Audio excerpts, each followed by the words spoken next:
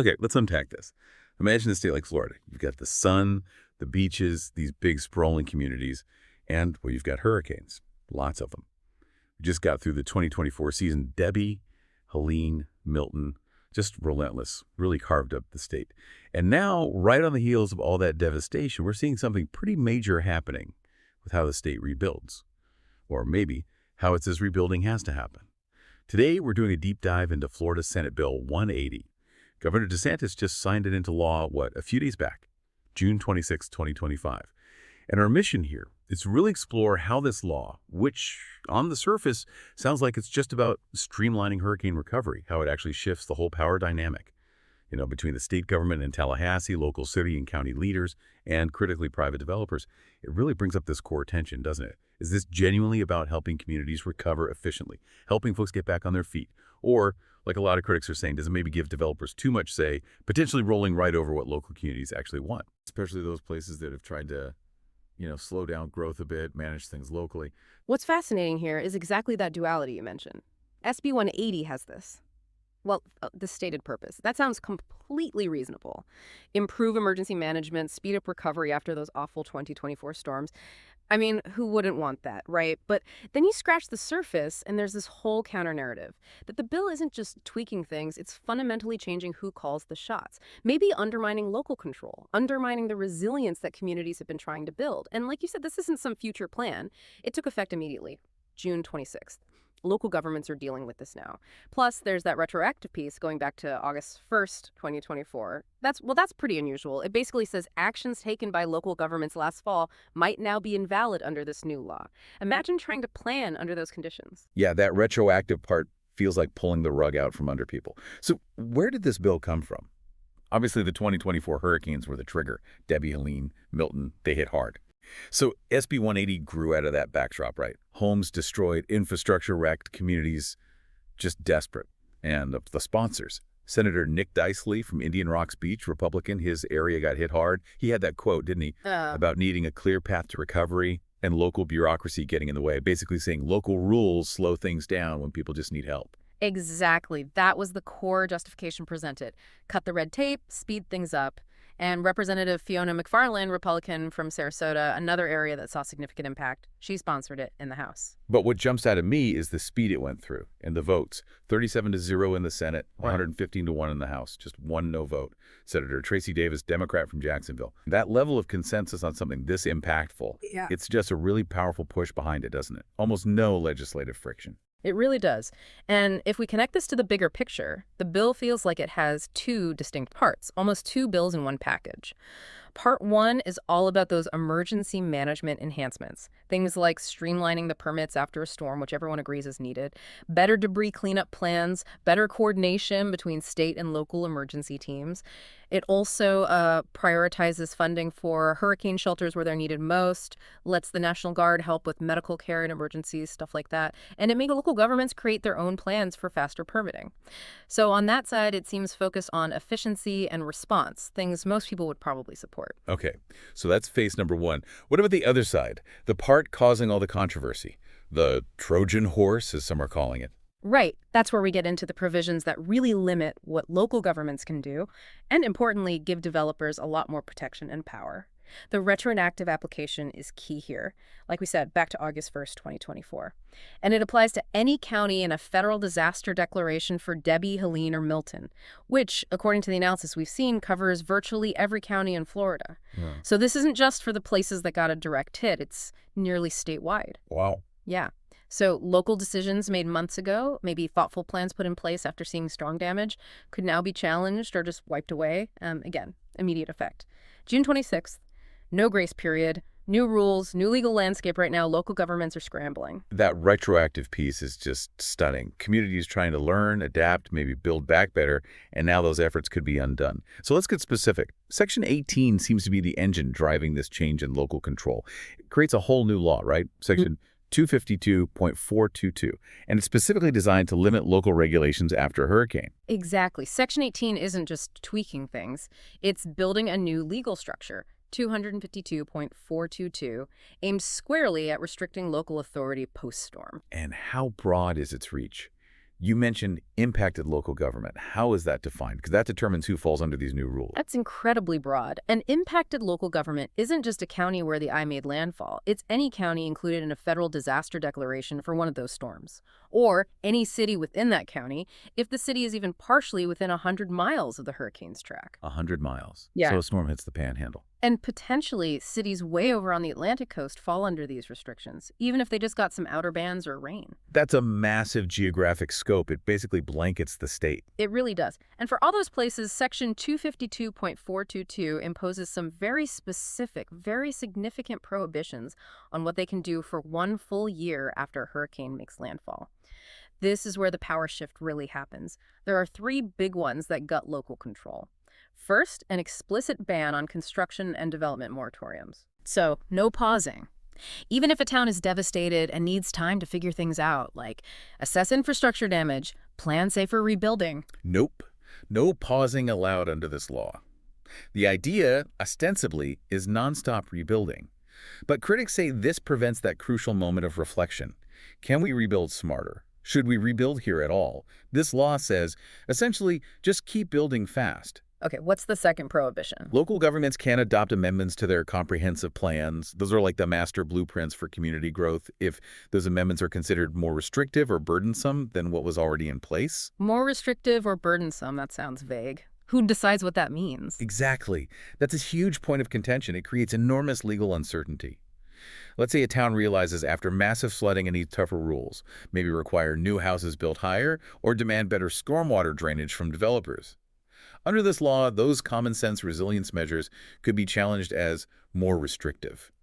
The fear of getting sued could easily create a chilling effect, stopping local governments from making needed safety updates. Okay, so no moratoriums, no making comprehensive plans tougher. What's the third one? They also can adopt new procedures for things like site plan reviews, getting permits, or approving development orders if those new procedures are more restrictive or burdensome. So it basically freezes their development review processes at whatever level they were before the hurricane hit, even if they realize those processes were flawed or inefficient for handling post-disaster rebuilding. Are there any exceptions? Can they do anything? Very limited ones. And the exceptions themselves kind of show the bias. Restrictions don't apply if a private property owner initiates the request, or if a plan amendment was already submitted before the storm, or if a state agency approves the change. See the pattern. It favors private initiation and state oversight, not local, community-driven decisions. Right. But how is this enforced? What gives it teeth? That's where the private right of action comes in. This is maybe the biggest power shift. Any person, which in practice usually means developers or property owners who don't like a local rule, can now directly sue the local government. They can ask a court to declare the rule illegal or even get an injunction to stop the local government from enforcing it immediately. So bypass the local council meetings, just go straight to court. Pretty much. There's a 14-day notice period required before suing.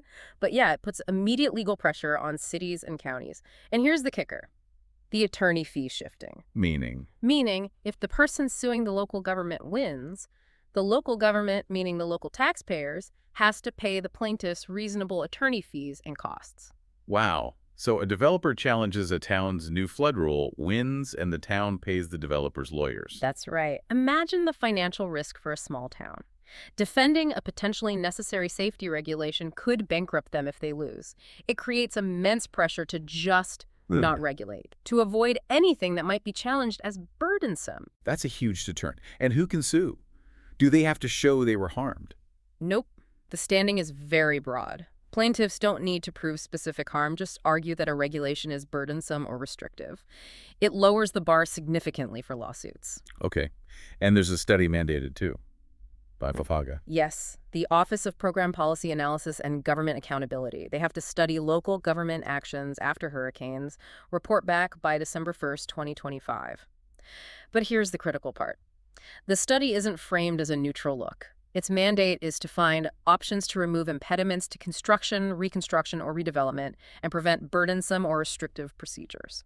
So this study is basically tasked with finding ways to limit local government more. That's certainly how critics read it. It looks like it's designed to provide the justification for future legislation that further restricts local control, all under the banner of efficiency. So putting all this together, the moratorium ban, The limits on plan amendments and procedures, the lawsuits, the fee shifting, the study. Yeah.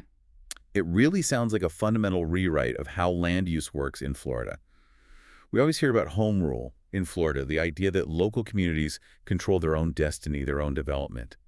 Is it fair to say SB 180 significantly weakens or maybe even ends home rule in this context? What's the real-world impact on local leaders right now?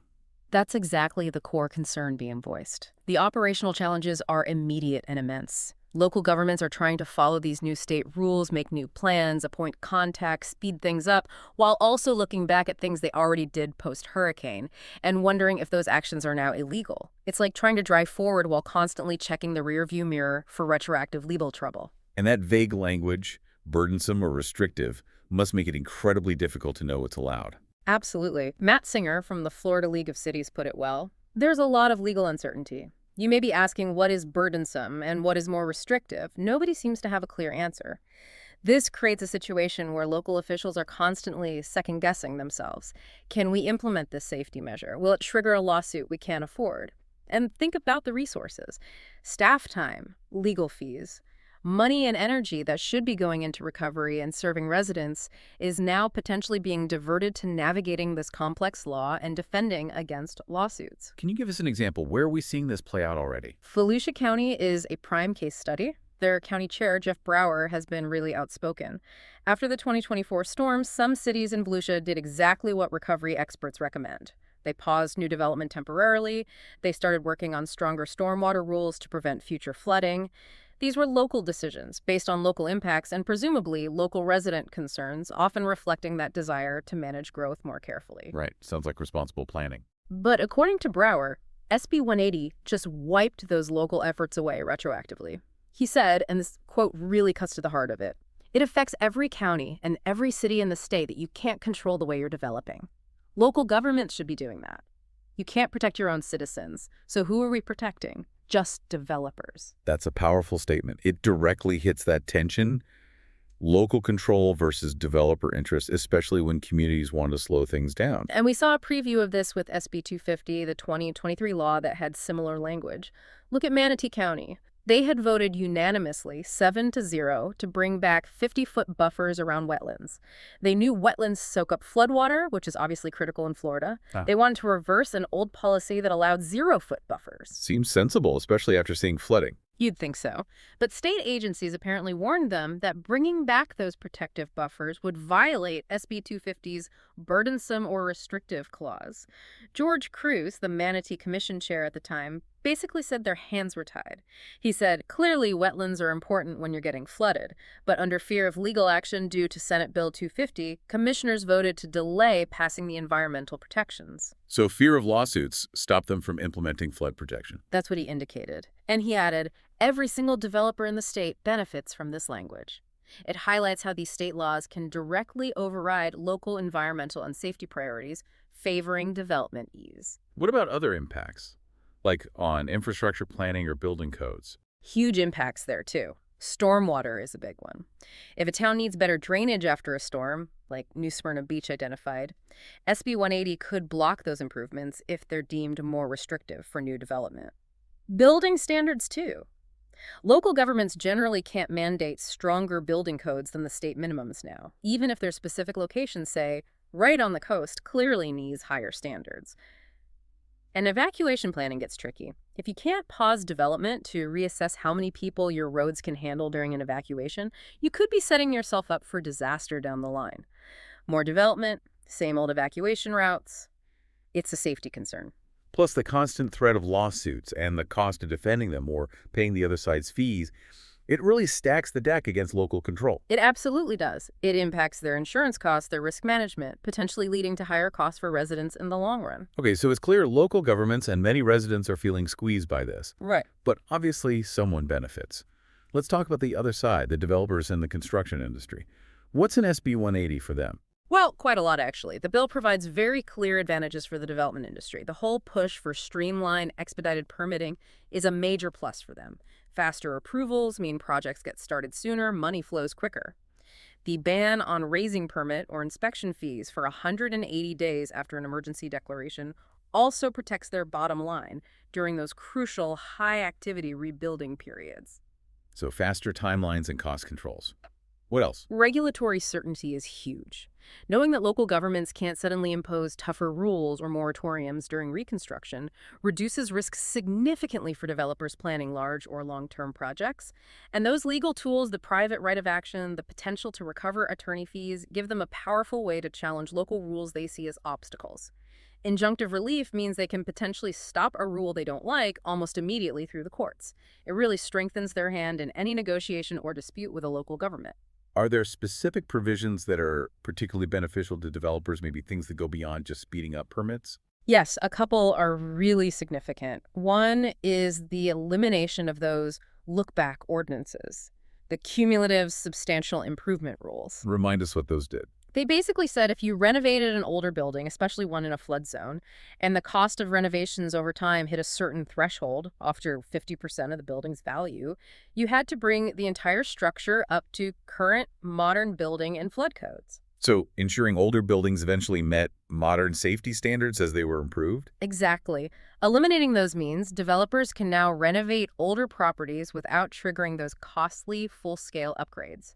It makes renovating older, potentially vulnerable buildings cheaper for them. But potentially leaves those buildings less safe in the next storm. That's the major concern, yes. It prioritizes lower renovation cost over potentially higher safety standards for older stock. Another point relates indirectly to flood insurance. By making it easier to avoid triggering upgrades that meet higher flood standards, the bill lowers developer costs. But, as we touched on, this specific change has a direct negative consequence for about 44,000 existing homeowners in certain areas. Their flood insurance discounts are reduced or eliminated, meaning their premiums go up. So a saving for developers translates into a cost for some residents. In that specific instance, yes. State estimates put the cost shift at about $1.6 million annually statewide, averaging around $36 per affected policyholder. In a place like Hollywood, it's estimated at $38 more per year for about 8,600 residents. It's not massive individually, but it's a direct transfer of cost burden. And finally, that moratorium protection just guarantees their projects can keep moving forward no matter what. Essentially, yes. Even if infrastructure is strained or the community pushes back, local government can't hit pause on development for that year after a storm. It provides a clear runway for construction. And how does the industry itself view this bill? Are they supporting it? Generally, yes. Sources indicate the construction and real estate development sectors largely supported SB 180, framing it as necessary reform. Their argument is that it cuts through bureaucracy, speeds up the vital recovery process, and removes unnecessary barriers to getting communities rebuilt and the economy moving again. From their perspective, faster building equals faster recovery. Okay, so we have the developers generally supportive, seeing it as efficient reform, but we also have this significant pushback. Let's circle back to that opposition. Who else is speaking out against SB 180, and what are their main arguments, especially around that core tension of development versus local control and resilience? The opposition is quite broad and vocal. Environmental and conservation groups have been leading the charge. Groups like the Conservancy of Southwest Florida, 1,000 Friends of Florida, they actively campaigned for a veto. Their core argument is that this law sacrifices long-term community resilience and environmental protection on the altar of short-term rapid development. They see it as fundamentally undermining Florida's ability to adapt to climate change and stronger storms. What specifically are they worried about? The Conservancy put it starkly. They said this still means basically no changes to local growth rules can happen unless developers agree to them and sponsor the change. Otherwise, local governments face lawsuits where taxpayers foot the developers' legal bills. Kim Dinkins from 1,000 Friends of Florida asked that pointed question. If you can't make communities more resilient right after a storm, when can you do it? She argued that the window to learn from disaster and build back better is being slammed shut by this law.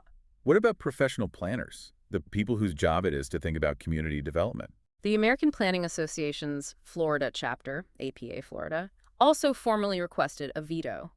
They supported the emergency management parts but strongly opposed Sections 18 and 28, the parts restricting local planning.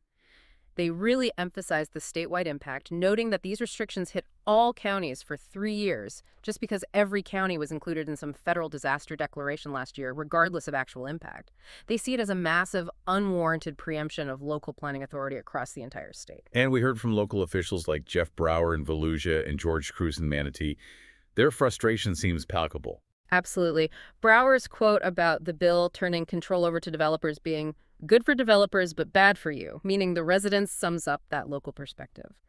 Cruz's lament about being stuck with inadequate wetland buffers despite unanimous local support, and his urging residents to thank Tallahassee for removing their local voice, Yeah. it really captures the feeling of powerlessness at the local level. Even within the legislature, Representative Linda Cheney, a Republican, voiced concerns based on what she heard from Charlotte County, their inability now to tackle flooding, sea level rise, and resilience effectively. Are academics or researchers weighing in? Yes. The consensus in disaster recovery research is that the post-disaster period is the critical time to build back better, enhance resilience, reduce future risk. This law appears to run counter to that principle. It also hinders climate adaptation efforts when Florida arguably needs them most. And legal scholars are definitely raising eyebrows about the constitutionality of such broad restrictions and the whole retroactive application aspect. You mentioned the Florida Keys earlier. That situation sounds particularly extreme. Can you recap how SB 180 impacts them, given their unique situation with the Orogo system? Right. The Keys are a stark example. They have had this rate of growth ordinance, ergo, for decades, specifically designed to limit development because they physically cannot evacuate everyone quickly during a hurricane. The plan was basically to cap development around 2023. SB 180, however, contains language that critics say could force the approval of up to 900 additional housing units over the next decade, completely blowing past that locally agreed upon cap and ignoring widespread local opposition. How does it do that? Just override Orogo directly? It's almost sneakier. The bill makes a tiny adjustment to Monroe County's official hurricane evacuation time, bumping it from 24 hours to 24.5 hours. Half an hour. Just half an hour. But that seemingly minuscule change, according to analysts, is enough to legally justify allowing hundreds more homes under the complex Rogo formula. It's a technicality with massive real-world consequences. And the consequences are? A county study already showed that even 1,000 extra homes would strain roads, schools, fire departments, everything. Not to mention the Keys are facing billions. $4.7 billion was one estimate just in cost to raise roads because of sea level rise. More development only adds to that burden and risk. You had that quote from Islamorada Commissioner Steve Friedman. None of the residents want this. Nobody wants more development. We have to draw the line in the sand somewhere. It really shows the disconnect between state mandates pushing development and local communities trying desperately to manage growth and risk in a very fragile environment. So wrapping this all together, SB 180 is presented as emergency reform, but it clearly enacts a massive shift in power over land use in Florida.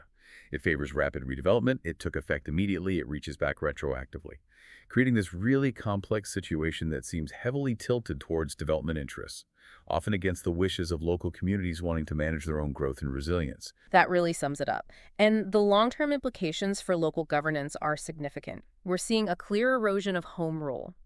That private right of action with the attorney fee threat isn't just a one-time thing. It's an ongoing mechanism that developers can use to challenge local decisions. It creates this constant pressure, this chilling effect that could really hamstring local government's ability to plan effectively or enact protective rules for years to come. They'll always be worried about triggering an expensive lawsuit.